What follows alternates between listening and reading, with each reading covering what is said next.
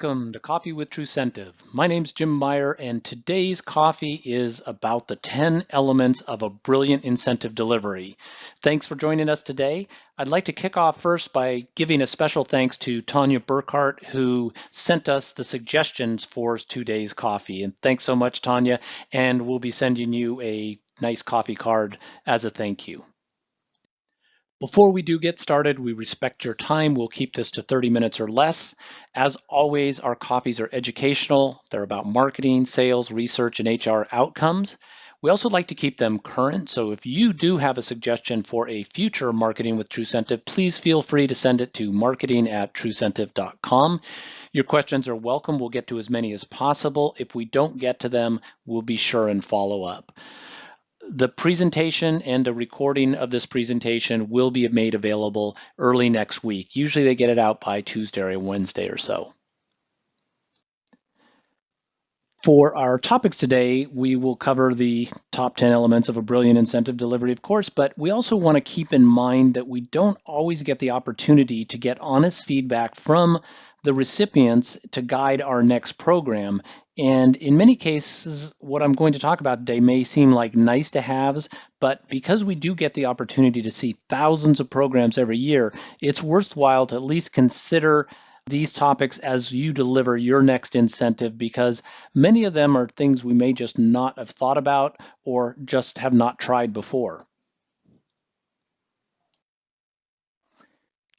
I thought I'd start today with some high-level perspective. I like the saying by Maya Angelou, people will forget what you said, they'll forget what you did, but they'll never forget how you made them feel. And that's what we're trying to do with incentives. And incentives can be tricky. We often spend too much time focusing on what we're giving and not the how. Surprisingly, how a reward or incentive impacts the recipients or makes them feel is generally 40% the actual value or the incentive choice, where the other 60% is really based on the delivery, the message, everything that goes along with the feeling, the design of that incentive. The two together convey your opinion of the incentive you're giving, the activity that you asked for or are asking for that's associated with that incentive, as well as what you think of the recipient. So molding them all together is really important when delivering that incentive. For example, if you're sending a generic message via Amazon, it says a lot to the recipient, and in many cases that's not all good because it's not really carrying through your true feelings about that incentive. And while it's nice that it was sent, it doesn't maximize the value of that incentive. So it's not a great way to motivate an employee, a prospect, or even just saying thank you. Like most projects, incentives or rewards programs should start with a goal. Beginning with the end in mind is the easiest way to kick off an incentive program, understanding why we're doing this, what outcome we're trying to achieve. The great thing is if you can get to that goal at the beginning, it makes it really easy to set a theme to go along with the program, whether it's lunch, coffee, and the value of the incentive delivery that you're going to go ahead and pursue. It also usually makes the connection between that incentive and the desired action tighter, so they're really tied together to get to that action or achievement you're trying to encourage. A virtual lunch and learn, for example, is likely to be recipient's choice of DoorDash, Grubhub, and Uber Eats. Your goal may be as simple as saying thank you for completing a survey. It doesn't really matter.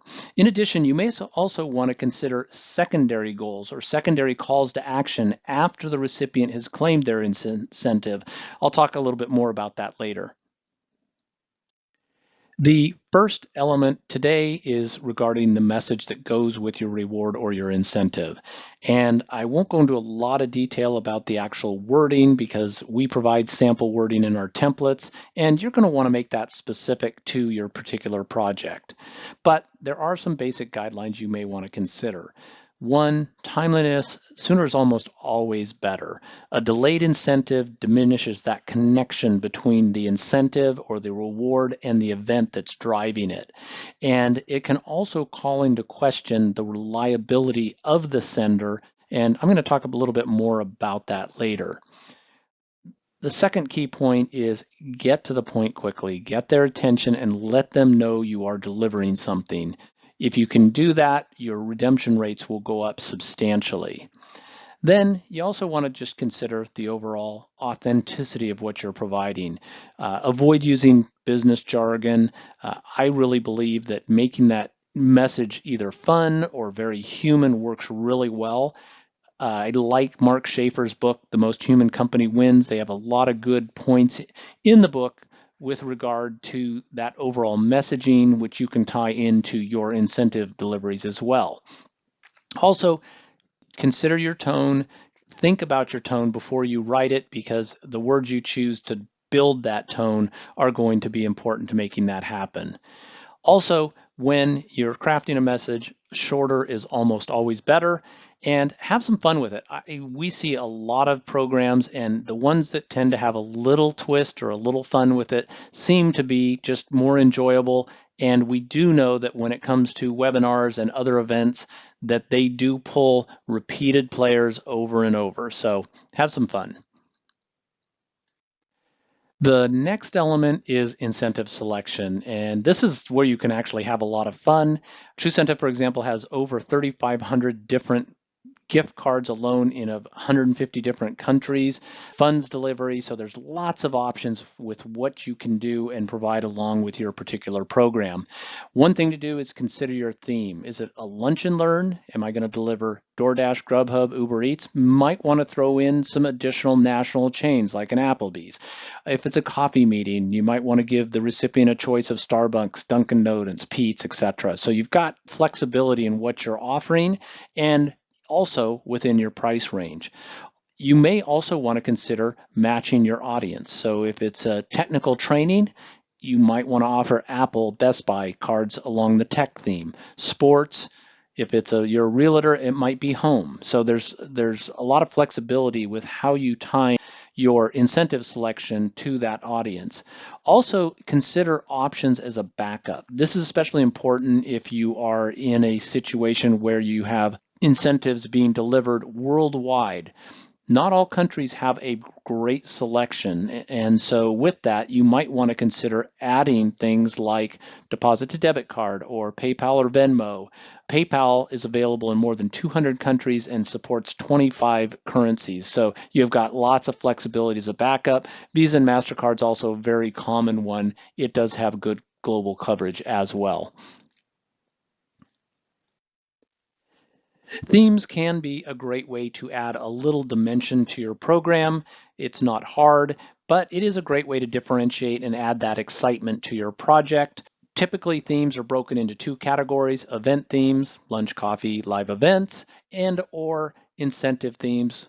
As I mentioned, if you have a target audience of techies for a tech event, that might be appropriate. If it's a sales event, you tend to see more sports-oriented individuals in the sales side. It's really up to you on how you play that theme, but you can have a lot of fun with it, and it does add that extra dimension. Here's a list of the top 10 most popular gift cards in the US as of about 30 days ago.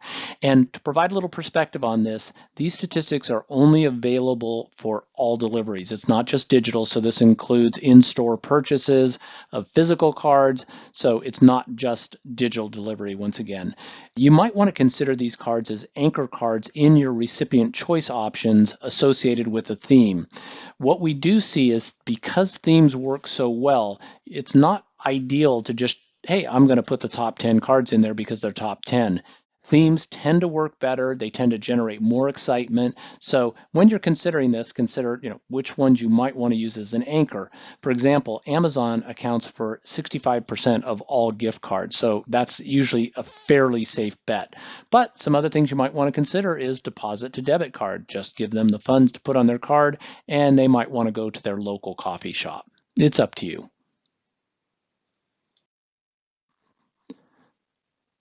As with most business communications, personalization goes a long way to building a stronger connection with the individual receiving that message. The same goes with rewards and incentives, and you can personalize at two levels. You can personalize for the recipient. You could add their first name. If you had custom data on that individual that you might feel is appropriate to include in the delivery of that incentive, you can have that auto-inserted from a custom field. You can also personalize from the sender. That could be a salesperson, so you might want to have even a picture of that individual in that delivery. So you can personalize from both sides. Another consideration with regard to personalization is making sure that those messages are coming from your organization's domain. And this only takes a few minutes for your IT team to set up, but it's hard to look personal if the email's not actually coming from your domain or that particular salesperson. Note that some companies can get concerned about a third party sending on their behalf. It's a little bit different with incentives versus marketing emails because incentives have incredibly high click-through rates, so they don't negatively impact your domain. In fact, in many cases, it can improve your domain's reputation because of the high level of click-through rates. You can include personalization in every step of your incentive or reward delivery. It can be on the initial message, whether that's email or SMS. You can have it on the recipient page where the recipient selects their gift card or other incentive. It can be on the reminders if they have not claimed their incentive, and then you can add it on their post-claim follow-up message as well. Now, this doesn't go just for data on the record. You can also include different designs at every step of the way. You can actually have personalized images that are specific to each recipient. Here you can see a quick mock-up of a spreadsheet which has a list of individuals and a personal message to each one. In this case, a manager could be delivering a thank you at the end of the quarter. Really doesn't matter. However, when they uploaded their spreadsheet, they did put a little note that's specific to each recipient just to add that extended level of personalization. The next element is branding. You just don't want to forget your brand, especially if it's external to your organization. Typically, if it's internal, it's going to be a little bit more subdued, but you also want to make sure that you're always maintaining that brand consistency and that when you're delivering that incentive, the tool does have the ability to mimic your corporate style guide, so you're staying in step with all your other communications. And if you are using an incentive associated with an event or a trade show, you might also want to consider using some of the trade show branding to tie your overall incentive, your corporate brand into that event. Your design applies to all aspects of the program, whether it's that initial SMS message or email, the recipient choice page, reminders, the follow-up message. It's really up to you. And rather than just plopping a logo on a generic delivery, we have templates that are pre-designed for you. You can put your logo in, you can adjust all the elements of that delivery all along the way. And once you have a good format that you like, you can save that and duplicate it over and over for new programs. If you want different designs for different programs, you can do that as well. Using a generic template won't typically maximize the value of that delivery. If you can add a little of your own personalization, your own design skills, it goes a long way to increasing the value of that actual incentive that you have sent. We do make it very easy. We have templates that include images without backgrounds, so you can change the colors and the style of your delivery, all just to make it your own. Before I go any further, I just wanted to remind you, go ahead and please put any questions into the questions section. We'll be happy to get to them at the end of today's presentation. Here's a quick example of a single template. As you can see, the background's been changed, but because the image has a transparent background, it's really seamless to go ahead and make it your own. You can choose to include a sample gift card, multiple samples of gift cards for your incentive selection. It's all up to you. Type style, images. We have an image library of tens of thousands of images that you can use in your incentives and rewards. You can change the color of the buttons. So it's really just comes down to the level of creativity that you might want to add to the pre-designed templates. Here are a few tips we often forget when delivering rewards and incentives. First, stay on brand. Your incentive delivery should match or be consistent with your marketing, sales, and other activities. They don't have to be identical, but we want to carry through that brand so that we get those multiple brand impressions, especially when you're delivering something that is of a value and is a thank you or something nice that you're doing for someone. Also, bigger fonts aren't clunky. You might want to consider 16 point plus typically in the bodies of your messages. We often see 20 point fonts. Also, bigger buttons. Apple suggests 44 pixel tall buttons minimum. Google 48 pixel tall. So getting those bigger buttons, making it a little bit more bold is very typical when you're sending incentives. Also, remember you can use background images in emails, but not all email clients will render them. They may just alleviate them. So Outlook, for example, is one of those. You can also add additional calls to action. This doesn't just have to be about your delivery of that incentive or reward.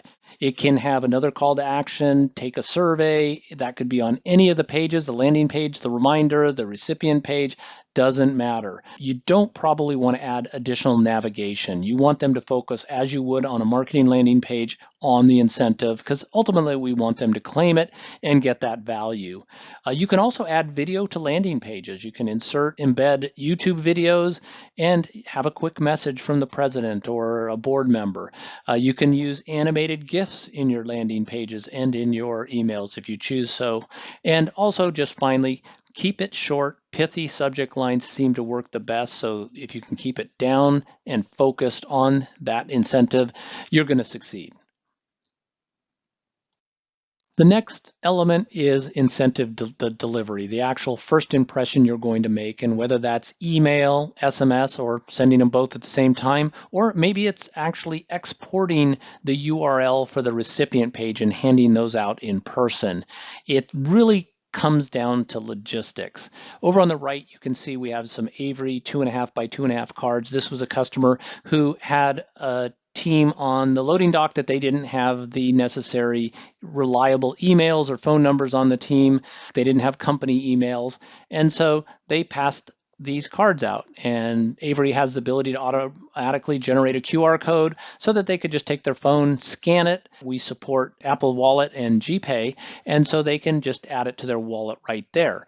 The big advantage to this over providing physical gift cards is that if they don't claim from this URL, just like with any other delivery from TruCentive, you will get your money back at the expiration period that you set. Back to logistics, you've got lots of options. If you have customers around the world, you might want to give them access to your full catalog and let them choose their country and the incentive that they would prefer.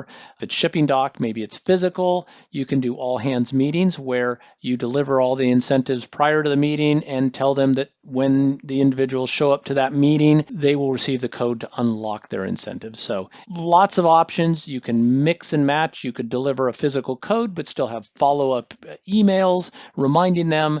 You have multiple opportunities to continue to reinforce the fact that you delivered that incentive and your brand. The next element I wanted to talk about is timing, and there's really two aspects to timing. There's your overall program timing and then your incentive follow-up timing.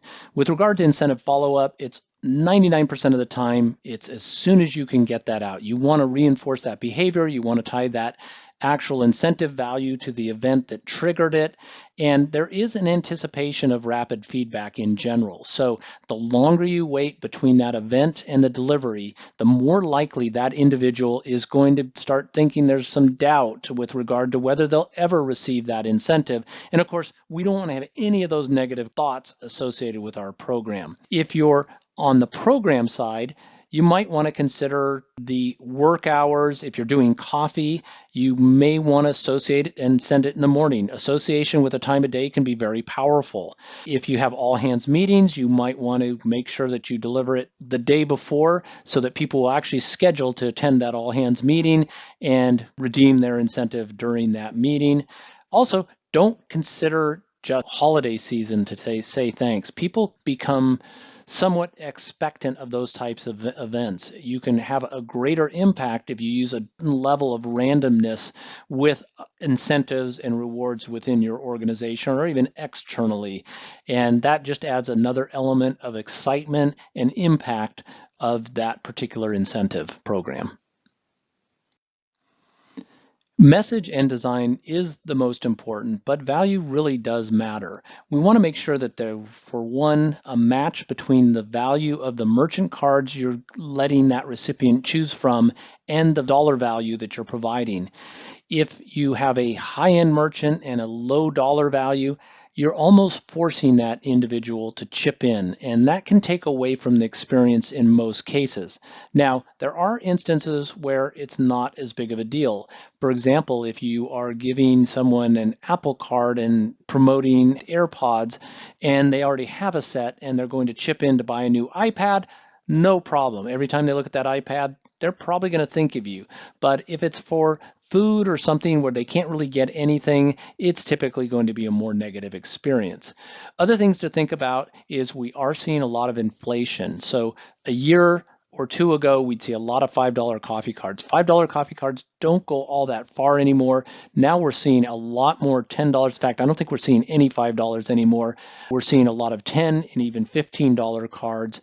And if you want to, you can always surprise with a little more. It just adds that additional level of excitement. The other thing to think about is sometimes you might want to spend less on one incentive and spread them more smaller incentives over a time period and just continually reinforce that behavior or that engagement over time rather than all at one shot. Another thing to consider is your reminder strategy. On average, only 80% of incentives are ever claimed on that first delivery. So reminders can really improve that. After 3 automated reminders, the average is somewhere around 89%. Now, this is on average between employee internal programs, marketing programs. Some marketing programs can be as low as 50%. So that's one of the great advantages of being able to get your money back on those unclaimed incentives. But it's a great opportunity to reinforce your message and your brand, because in some cases it might be even advantageous that they don't claim your incentive on the first round because you just get another opportunity to put your message in front of them again. You can also set your reminders to match your expiration.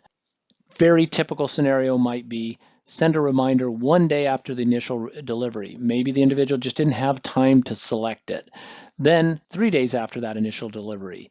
And then finally, 5 days before the expiration. So if you send it for 90 days, for example, you might want to set a final reminder for day 85.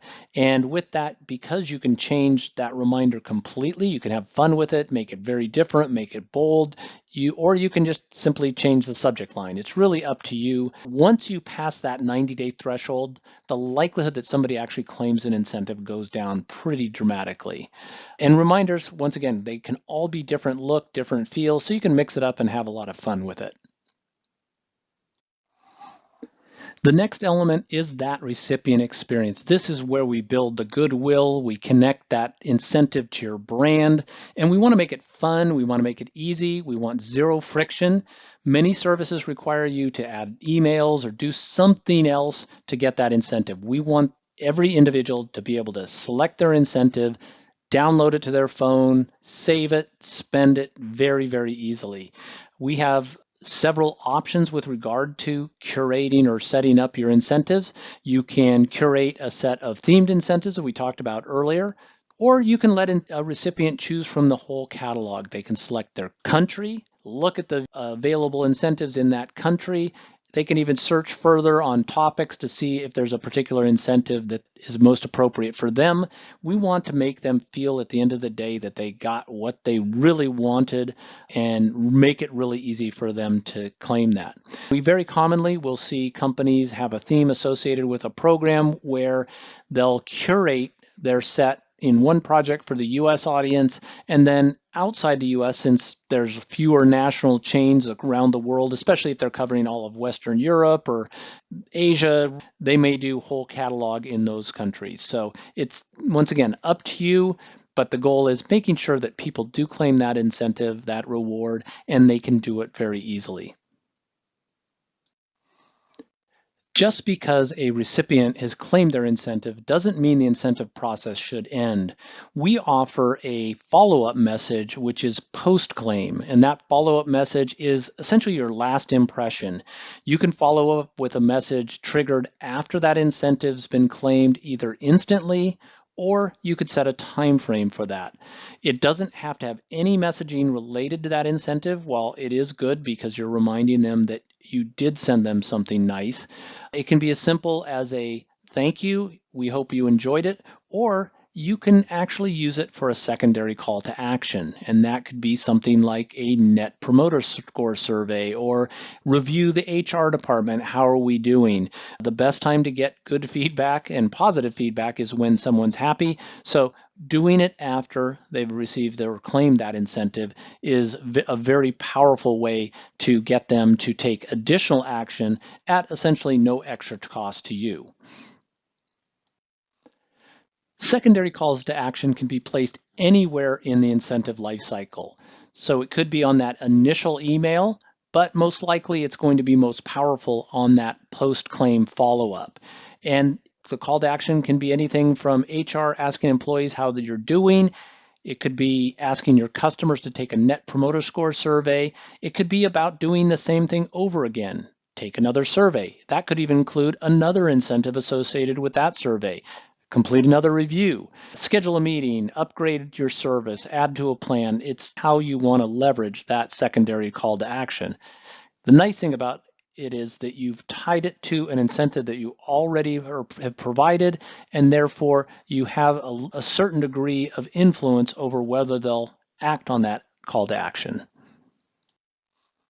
Here's just a couple quick samples of secondary calls to action. Here you can see one on the initial email on the left, and then over on the right, after that individual has claimed their incentive, they get a follow-up with a take our survey.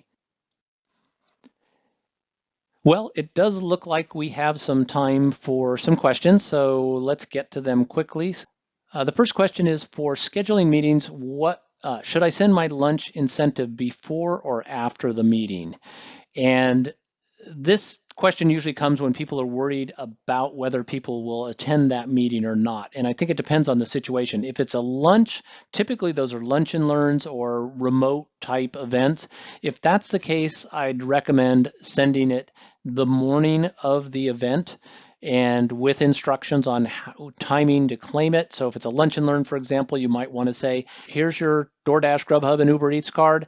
Please be sure and order your lunch for delivery at 11:45. That way they're not worried about delivery while the lunch and learn is starting, if it's starting at noon, for example, and they can get their lunch. The concern about people not showing up is real, but it doesn't happen very often. So I think it's really worth the risk, especially if you're selling, educating during that lunch and learn.